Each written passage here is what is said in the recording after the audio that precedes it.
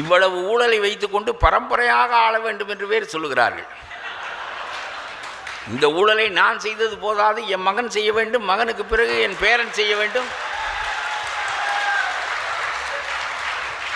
பேரனுக்கு பிறகு அவன் மகனும் செய்ய வேண்டும், வழி வழியாக நாங்கள் திராவிட பேரரசை நடத்துவோம்.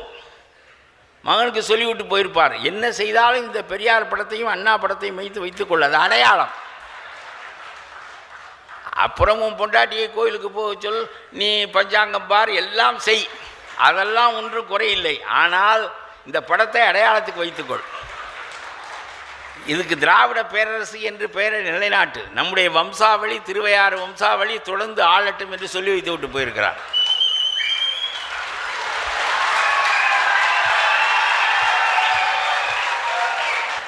எனக்கு ரொம்ப இப்போ எது தாங்க முடியவில்லை என்றால், ஏதோ கருணாநிதி காலத்தோடு இந்த ஊழல்